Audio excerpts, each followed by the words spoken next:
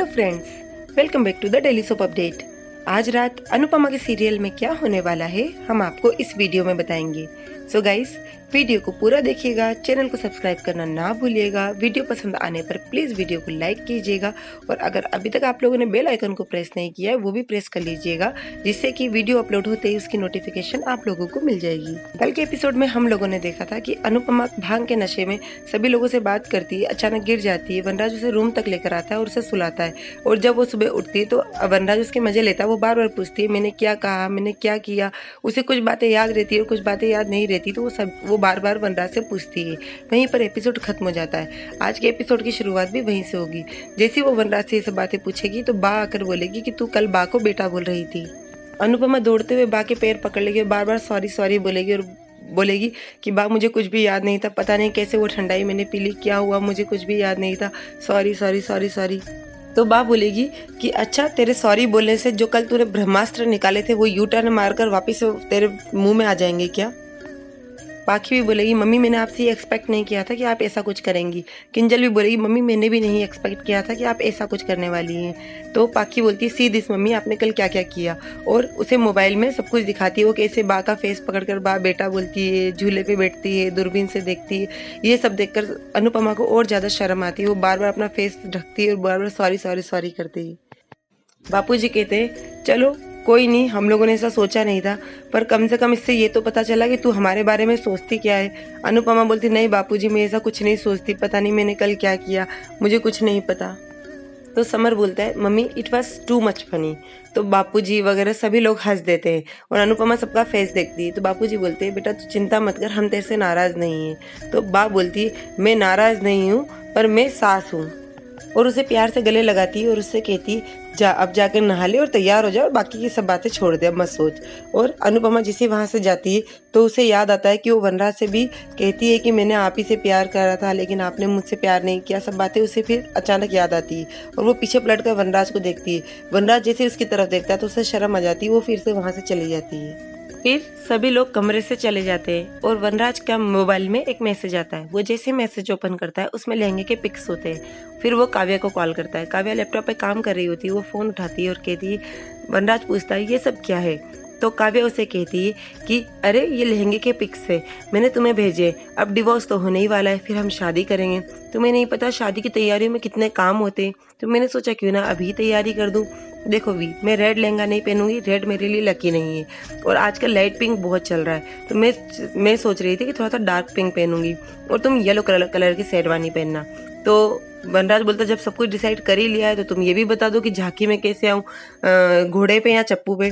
तो वो बोलती कम ऑन वी, कम से कम तैयारियां तो करनी पड़ेंगी ना, तलाक के बाद में शादी भी होनी है और शादी होंगी तो तैयारियां भी करेंगे। माना कि हम लोग बहुत ज़्यादा भीड़ को वो नहीं करेंगे, लेकिन फिर भी हम लोग सारे रिचुअल्स को तो करेंगे ना, इसलिए मैं बहुत एक्साइटेड हूँ और अपनी शादी की तैयारी कर। और ये बोलकर वो फ़ोन काट देती है। फिर उधर सभी लोगों को दिखाते हैं, सभी लोग नाश्ते की टेबल पर होते हैं, सभी नाश्ता कर रहे होते हैं और अनुपमा वनराज से ढोकला रखने के लिए पूछती है। जैसे वनराज उसकी तरफ देखता है तो वो शर्मा जाती है। तो बा बोलती अरे बाबा अब कब तक शर्माएगी। तो उधर मामा जी बोलते मैंने भी एक बार ठंडाई पी थी। तो सब लोग पूछते तो क्या हुआ। तो मामा जी बोलते फिर मैं भूल गया कि मैंने ठंडाई पी है। और उधर फिर बा पाखी को इशारा करती है और बोलती है कि चुप क्यों बैठी है, जो बात करनी थी वो करना। तो पाखी बोलती कौन सी बात। तो बा बोलती है अरे अपना प्लान। तो पाखी बोलती है हाँ। फिर वो कहती है कि हम लोग जहाँ पर ट्रिप पे गए थे वो लोग फैमिली ट्रिप भी ऑर्गेनाइज करते हैं, तो मैं सोच रही थी क्यों ना हम लोग भी कहीं पर ट्रिप पर चले, वाइल्ड ट्रैक पर।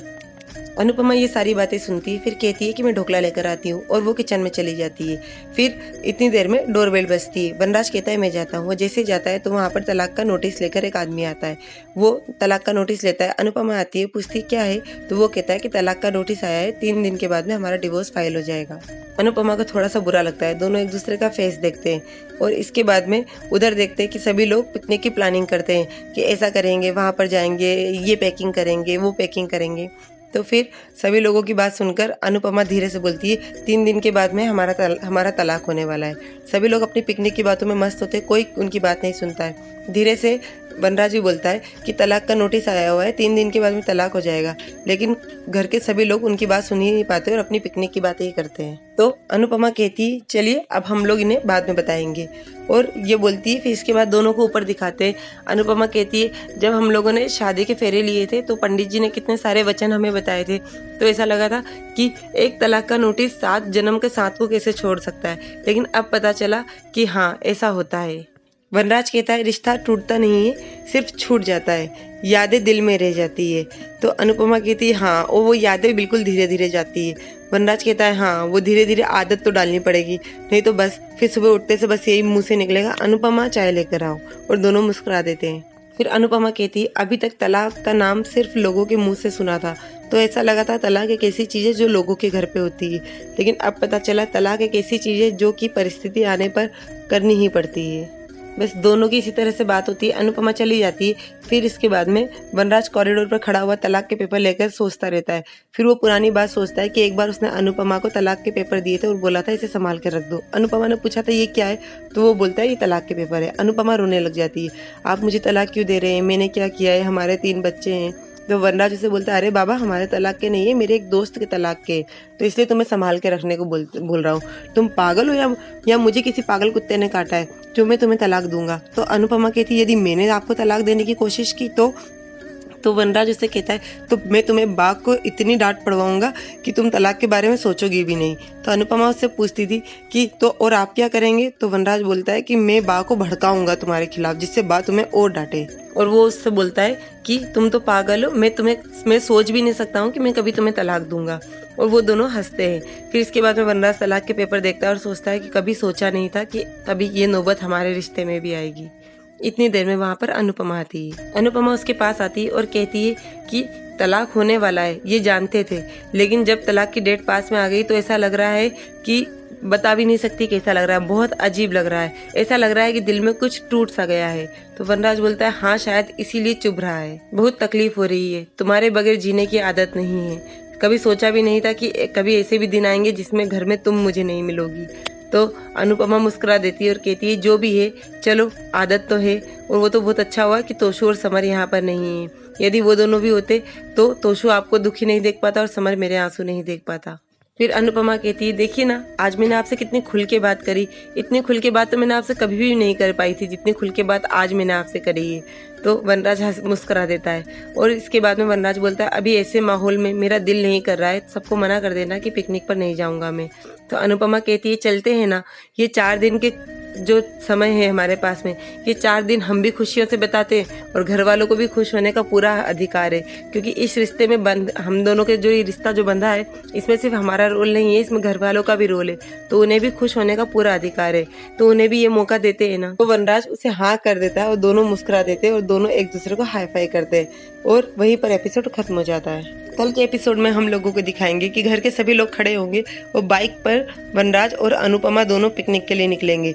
ये सीन काव्या देखेगी तो काव्या वनराज को फोन लगाएगी तो वनराज फोन नहीं उठाएगा, तो वो बोलेगी अरे माना कि बाइक चला रहा है तो क्या साइड में गाड़ी खड़ी कर बात भी नहीं कर सकता है, चलो अनुपमा को ट्राई करती। वो अनुपमा को लगाएगी और अनुपमा और वनराज दोनों खुशी खुशी बाइक पर राइड करेंगे और अनुपमा भी उसका फोन नहीं उठाएगी और ये चीज़ देखकर काव्या को गुस्सा आएगी।